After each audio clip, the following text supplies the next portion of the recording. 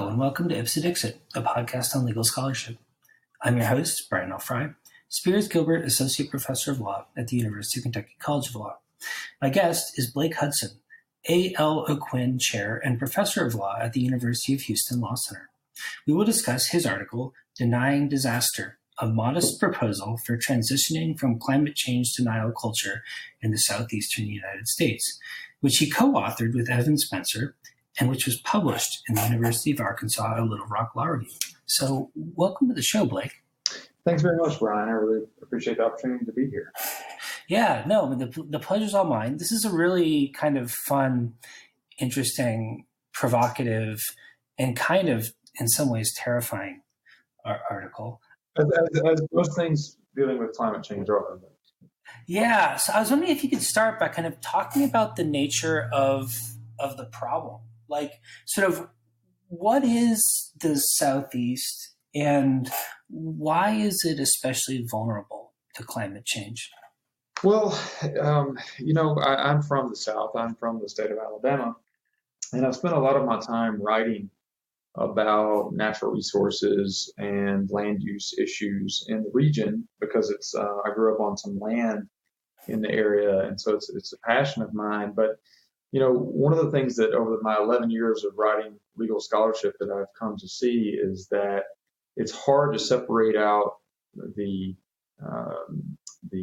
actual what's going on with the environment from the culture and the political drivers, even including things like the religious beliefs of people in a certain region. I've become more comfortable writing about those things because I think those are things that really do impact views on how we treat the environment and what we think the responses should be to environmental problems and things like that. And so, if you look at some of the polling data, you see that the southeastern U.S., it's obviously a kind of a subtropical region. It's got the most biodiversity of some of the most biodiverse regions of the United States, aside from maybe Hawaii, California, and things like that. And so it's in a region where a recent report came out that the Southeast would bear the brunt of climate change harms, including economic effects. And a lot of that just is a simple relationship with temperature, right? It's a hot and humid area. I was up late the other night, about 1 o'clock in the morning, and I walked outside and almost drowned in the air. And I looked at the weather.com app, and the heat index was 94 degrees. It felt 94 degrees at 1 a.m. in the morning, And so it's just a very you're closer to the equator. You've got the Gulf, things like that, and there's just a lot of humidity. And so it makes sense that it would be kind of on the forefront of climate change effects. And so it is interesting to know that even though that's the case, it's also the region of the country where people are less likely to accept the science or of climate change, or even if they accept the science, it's a very region that's very resistant to governmental controls, or especially federal governmental controls. And so when you put all that together, it kind of creates this kind of scary situation, as you mentioned, where the people who might be harmed the most are just kind of most likely to deny the problem. So that's really the genesis for me, kind of looking at this and what some of the drivers were that I talk about in this paper for this kind of culture of climate change denial in the Southeast. So one of the things you note in the paper is that this sort of tendency to underestimate or even disregard the risks of climate change seems to be bipartisan in a lot of the Southeast in ways that it really isn't in different parts of the country. And I wonder if you could talk about why that is. Sort of, why is it that people in the Southeast tend to underestimate or disregard these risks, even though they seem like they ought to be especially salient to people living in that area? Right. That was one of the most shocking findings. Gale, Climate Change Communication Program, does these wonderful surveys, and you can really get lost on their website looking at all the different questions that they ask about, is global warming happening? Is it human caused? Are you worried about it? All these different questions that they ask. And I expected to get, and you can break the polling down based upon political identity, whether it's Democratic or Republican. And, I expected to get in there and find that, while we know generally overall Democrats tend to be more supportive of climate, far more supportive of climate solutions than Republicans, I expected to look into the data and see the trends in the Southeast shaping up the same as they do in the rest of the nation. And what I found was that Republicans pretty much hold par for the course in the southeastern U.S. They don't really vary in their responses to those questions much more than any other areas of the country.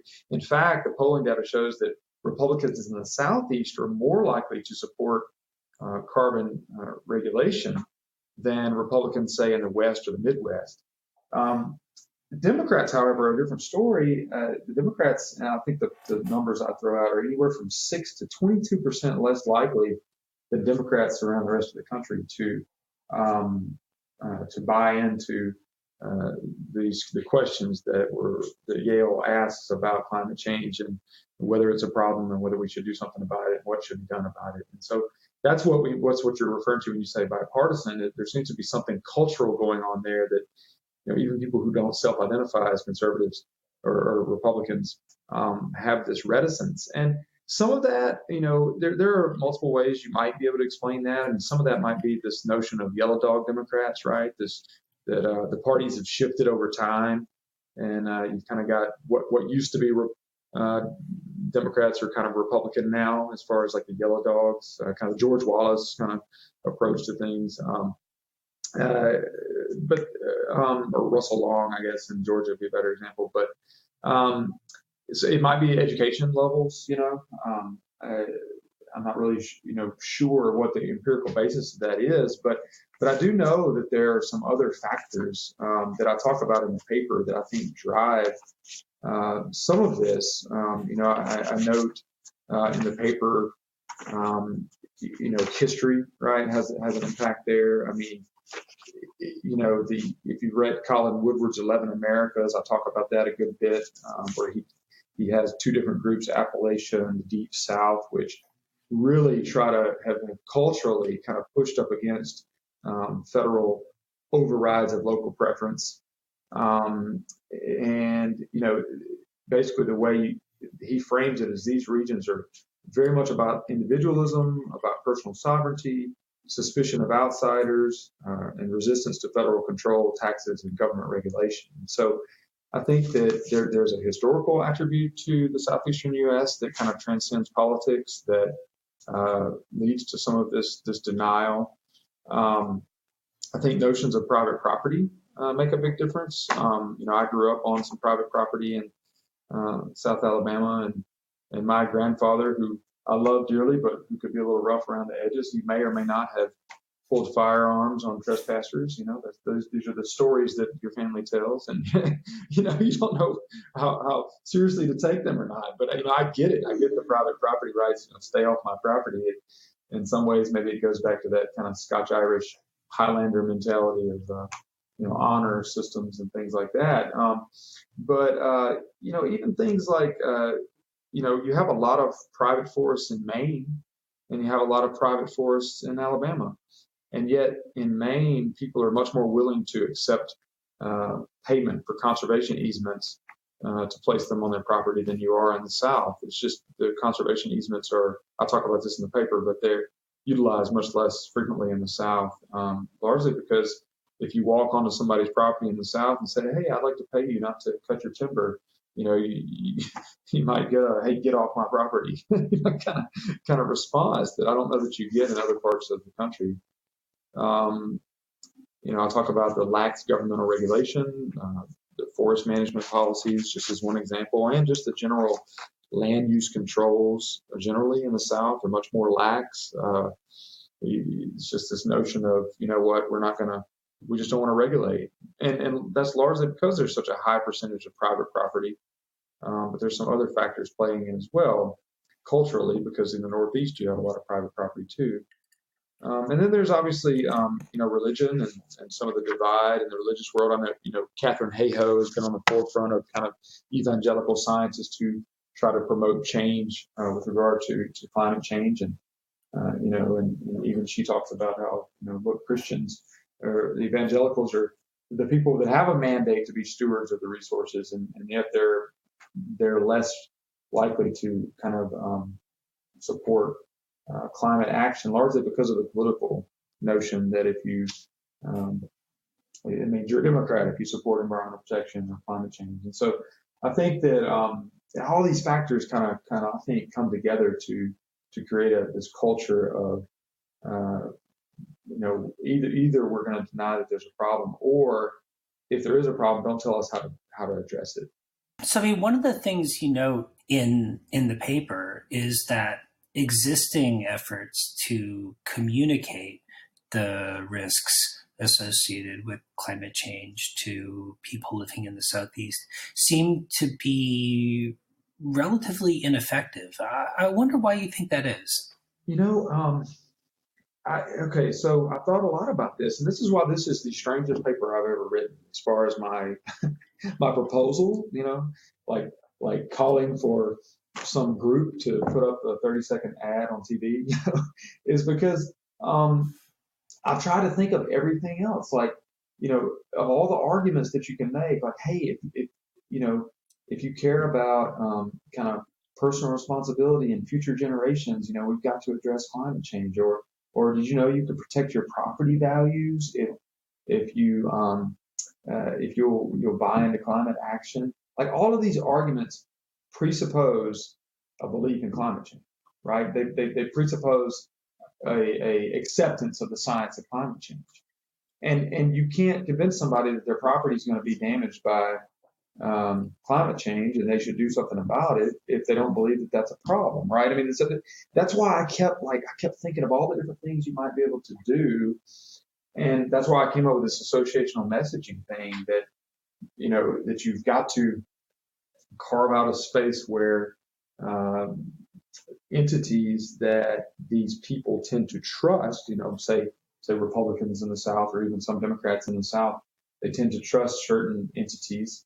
And if you can convey information to them that these entities care about climate change and are taking action, therefore it can't be some grand government conspiracy to, take your planes and your cars and whatnot, then I think that's can be a more effective approach. And so I just think that a lot of the options that are available to us are not effective because people are just unwilling to accept that there's a problem to begin with.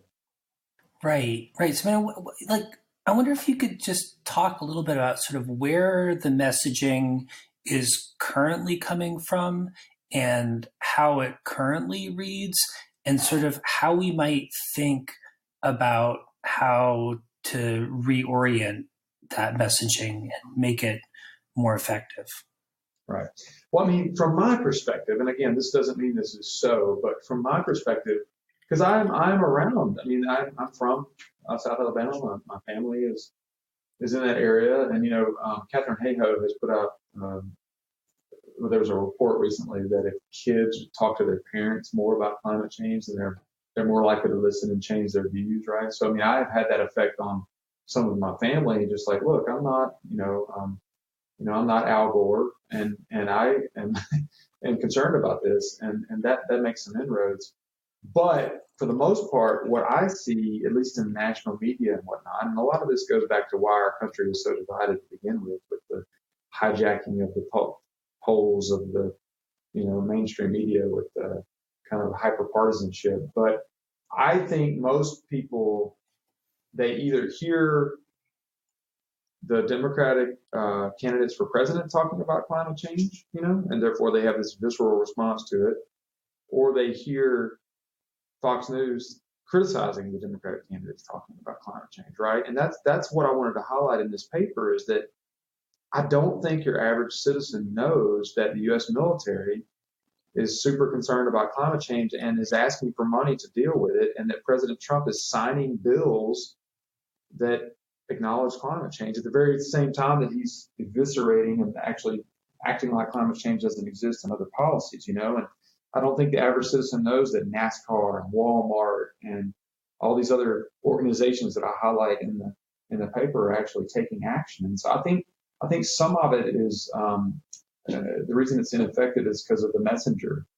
I've been concerned about Ocasio Perez being the standard bearer for the Green New Deal because, when you don't have your kind of more midstream moderate Democrats bearing the message, then it just further perpetuates this notion that, that's just a far left wing kind of agenda thing to care about. And I think we need to mainstream it. I think we need to mainstream the conversation about who it is that's actually taking actions on climate change. The insurance industry is a free market, right?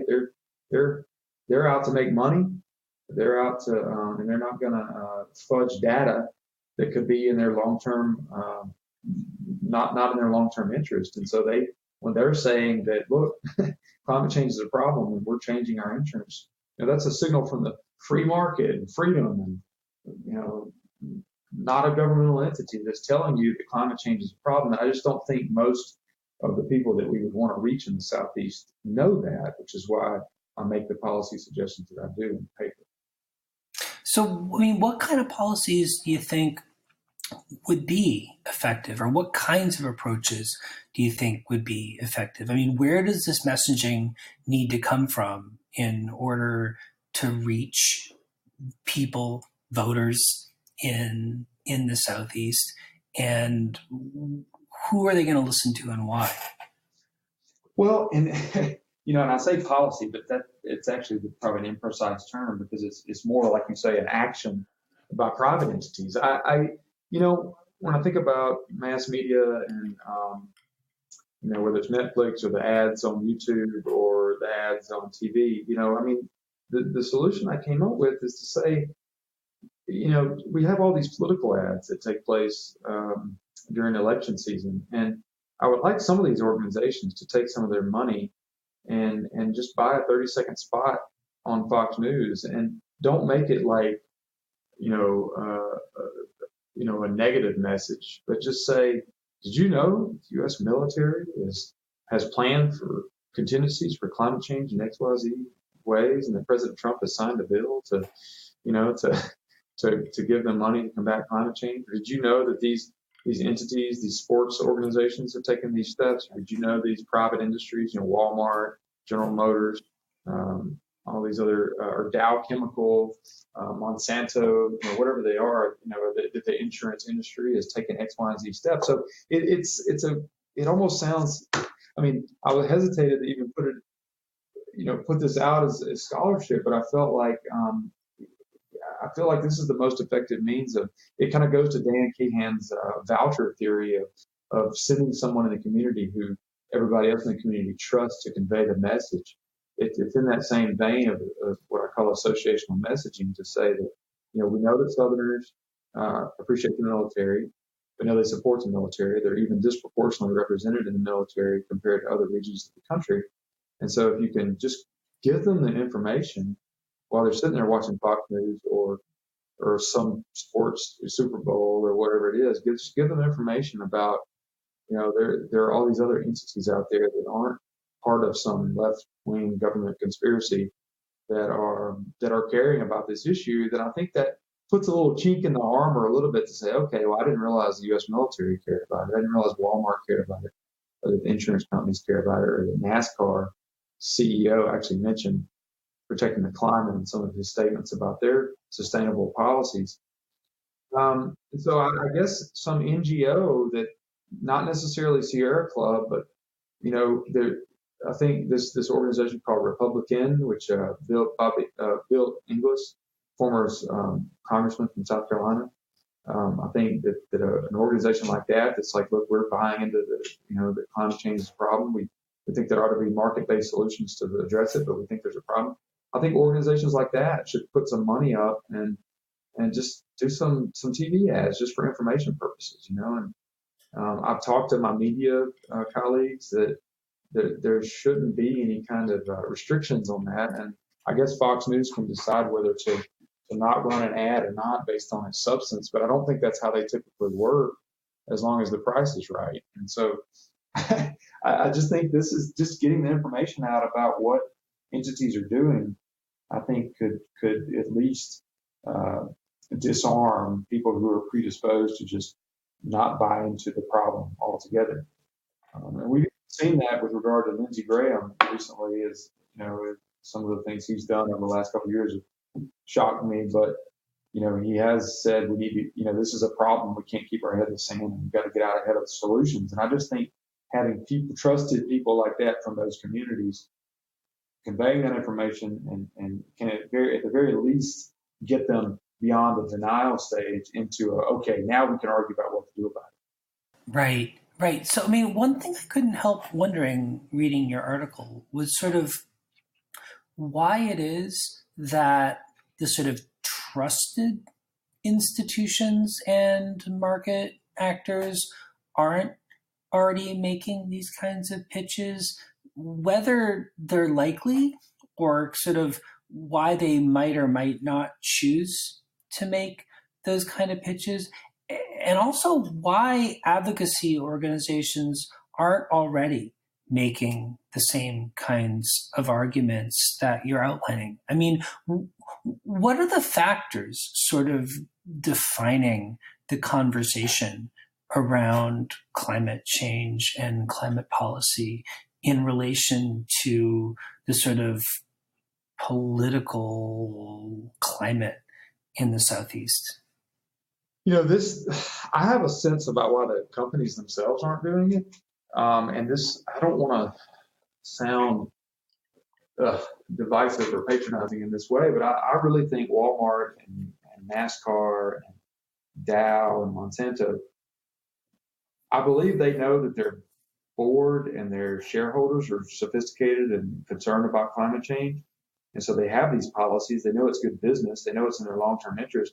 But I'm frankly not sure that, for example, NASCAR wants to get out and put commercials on TV talking about how much they care about climate change, because I think that they know the politics are such that they, a large group of their constituency might become less interested or boycott or whatever, just because they, you know what I mean? Like it's almost like they want to have their cake and eat it too. They want to have the policies in place to protect themselves and have their shareholders guarded, but they don't necessarily want the broader populace to know about it, because that they're trying to sell their product to everybody across the spectrum, political spectrum, and I think the issue has become so politicized.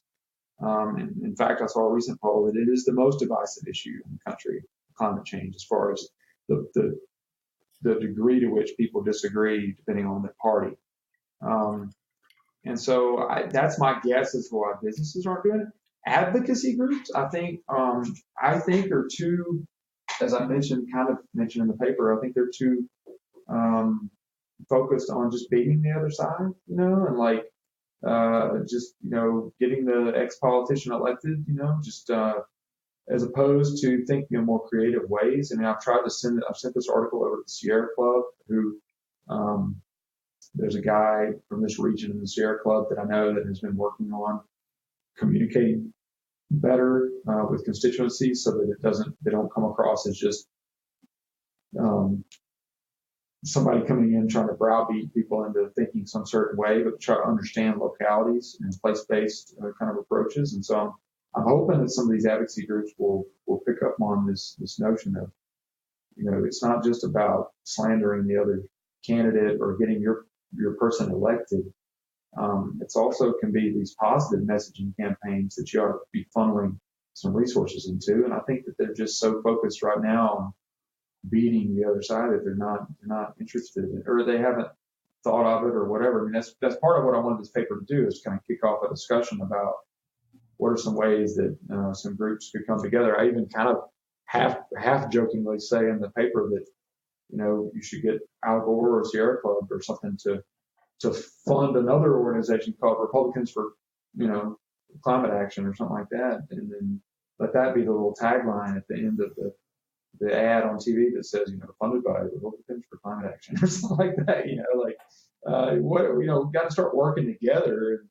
And I don't mean to be just deceitful or sleight of hand, but, there's ways that Republican and the Sierra Club could work together on some of these messaging campaigns as opposed to looking at each other as kind of adversaries in the political spectrum.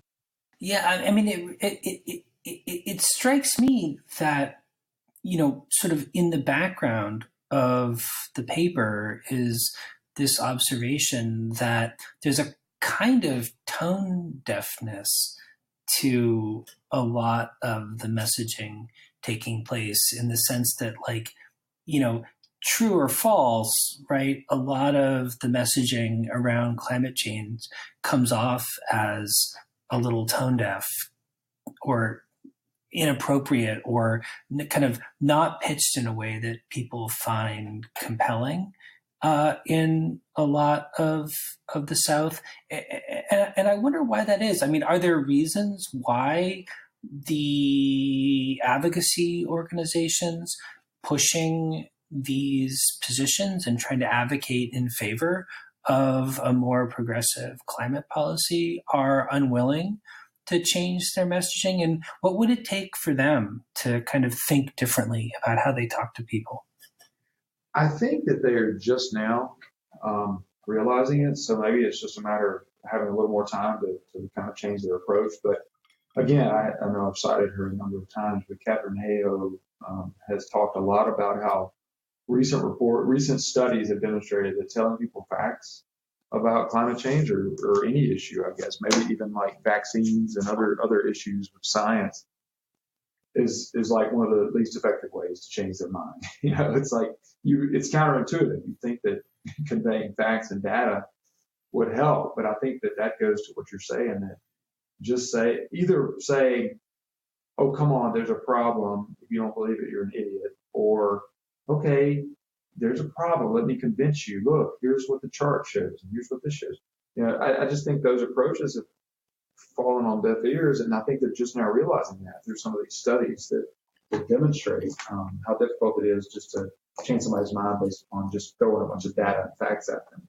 So I think that the groups are primed now to change their approach, and I'm hoping that they'll think about the approach that I suggest. And I know the Yale Climate Change Communications website that I've highlighted has talked about more effective mechanisms. So I think that the research is demonstrating that there are more effective ways to do this, and I'm hoping that the advocacy groups will,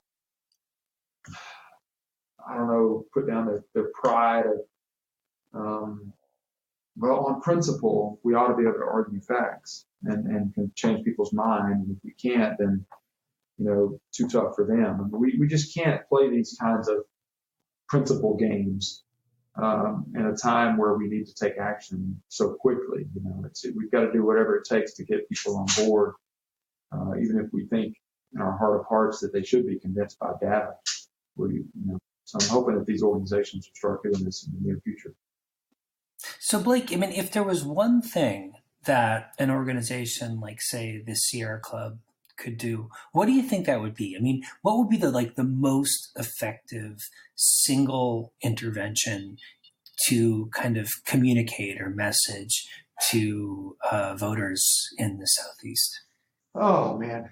I mean, again, there's a lot of different approaches, I'm sure, that I've not thought about, but I think it would be great to have maybe even a longer infomercial, but like the Sierra Club kind of partnered with one of these groups, these conservative groups that cares, that actually does acknowledge climate change, that like Republican or something like that. And for them to put out kind of a summary of what basically some of the things I've argued in my paper about what the U.S. military is doing, about what private corporations are doing. Just kind of own the fact that, look, we know there's a lot of misinformation out there, and but here's all the different groups that care about climate change, and we hope that you will too. I think that in this time of seeing Sierra Club and different groups as the other, the opposition, and there's precedent for this. So let me back up and say that there's a group called there's a report that had been put out for a number of years called the Green Scissors Report, And so two of the groups involved with it are Friends of the Earth, right? Which you can imagine, Friends of the Earth, and then Taxpayers for Common Sense. So one of them is like a hyper liberal group, one of them's a hyper conservative group, and they actually come together and say, look, here are all the wasteful subsidies that the Taxpayers for Common Sense don't like, that actually harm the environment, which the Friends of the Earth don't like. And they come together, and it's been a very effective mechanism for helping people who otherwise might not care about the environment say, yeah, well, we ought to get rid of those subsidies because that's wasting my tax dollars, and it also benefits the environment. So that's kind of a bipartisan group that I think has been pretty effective at making some of those arguments. So I'd love to see the Sierra Club join hands with some conservative group, like a legitimately accepted conservative group that thinks we should take action on climate change, even if they don't think it should be regulatory or whatever. Maybe they think it should be market based, and just kind of say, we're partnering with this group to put out a more positive message about all the ways in which climate action, the ways in which companies are addressing climate action or the military is addressing climate action, and also how it benefits the values that you care about. I always think about, like, what's more conservative than going off grid with a bunch of solar panels? Like, what's more personally responsible than getting unhooked from the big public utility, the monopoly that the government has its hands all in, So, there's just a lot of messaging like that I think if they could just sit down with the other side and agree to kind of talk about it together, I think if you could make some kind of mass media messaging like that, I think it could have an impact. Right, right. And Blake, in closing, I couldn't help but feel, reading your paper, that it was sort of like the discussion you're presenting around climate change policy is sort of a microcosm of a much bigger political messaging issue. And I wonder if, like, you could reflect briefly on sort of what this says about sort of communicating to voters in the Southeast, and whether there might be ways to think about how to make those communications more effective more generally. Ooh, that's a tougher question when you're kind of broadening it out beyond just the climate change effect. It's so hard right now. If you there was a study done, it was in Scientific American actually, and it showed the voting patterns of Congress, and it showed red for blue for Democrat, and for from like 1940 or something until now. And, for a number of years, it looked like mitosis of a cell, right? It looked like you saw a lot of blue going over to vote with the red, and a lot of red going over to vote with the blue. And then about 1995, it's like a cell dividing. The blue started going more into the blue side, the red started going blue, and then ever since then it's been just split, right? So it's like a visual representation of this partisanship that we have in the U.S. And if you think about it, the internet came up in 1995. They were around that time.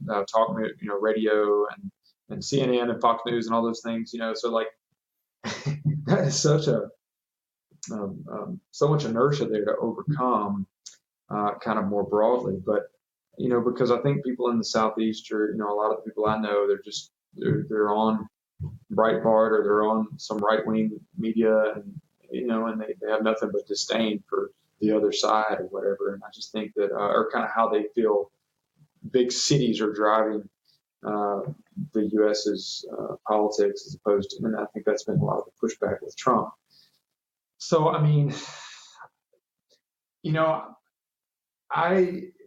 feel like personally, I have a couple websites that I've been running, and I blog posts and stuff, and I feel it's hard for me because I feel like I'm just ticking off everybody. Like one week I'll tick off my conservative friends, and next week I'll tick off my liberal friends, and because I feel like I'm kind of right in the middle and the moderate, and I don't know how to bring more moderation and kind of the primary systems. There's always institutional factors, but the primary systems kind of causing the extremes of both parties to be the people that are put forth in the system and stuff. And so, there's so many institutional factors going into that, and I don't really know what to do about that, except to have a call for more moderation and more people to drop their party affiliations and register as independents and And that I don't really know, and I don't think that's just a Southeast thing. I think that's a Wisconsin thing, Michigan thing, a Maine thing, Washington State thing, Oregon. I don't know.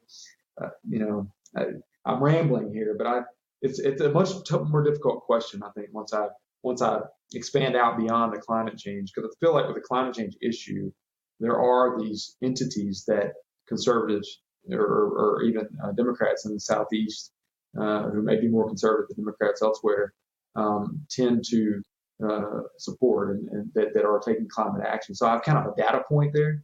But as far as the bigger question, I think it's institutional. I think it's media. I think that's a harder question for me to answer. Oh, for sure. Well, Blake, thanks so much. This has been a real pleasure. And, I really hope that some organizations take up some of the suggestions you make in your paper, which frankly sound really quite sensible to me.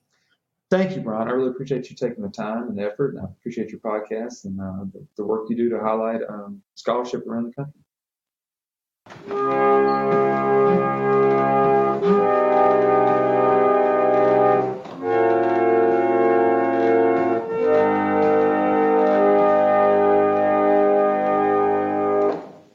The heat wave continues throughout the city as record-breaking temperatures claimed 6 lives yesterday.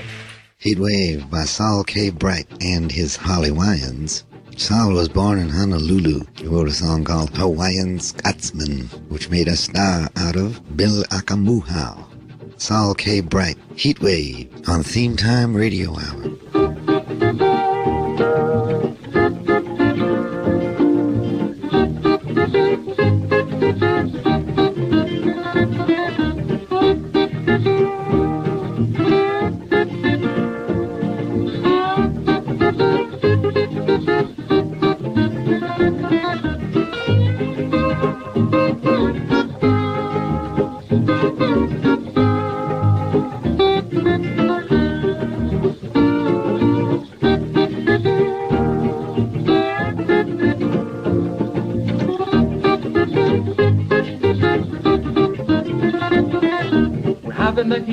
We're having a heat wave, a tropical heat wave, a tropical heat wave. The temperature's rising, it isn't surprising. She certainly can.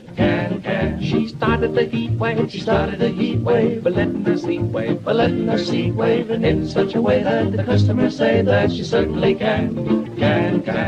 Gee, her anatomy made the mercury jump to 93. Yes, sir, we're having a heat wave, we're having a heat wave, a tropical heat wave, a tropical heat wave. The way that she moved that thermometer proves that she certainly can.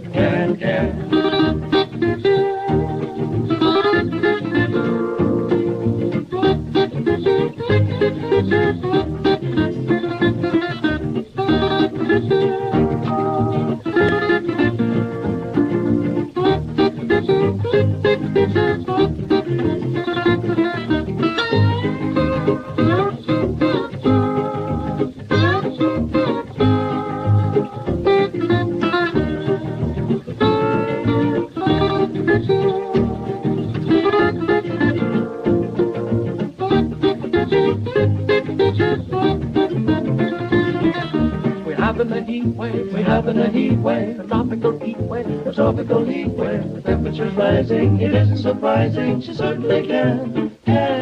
She started the heat wave, she started a heat wave, but letting her heat wave, but letting her heat wave, and in such a way that the customer says that she certainly can.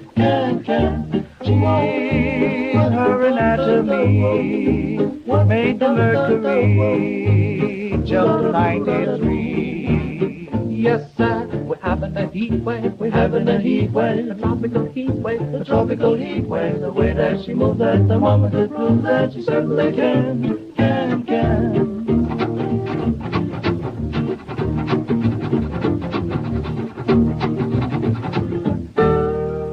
Heat Wave was written by Irving Berlin. Gee, her anatomy makes the mercury jump to 93. If you like to see Sal in some films, I recommend Charlie Chan's Greatest Case, Flirtation Walk, and South Sea Rose. People don't notice whether it's winter or summer when they're happy, so says Anton Chekhov.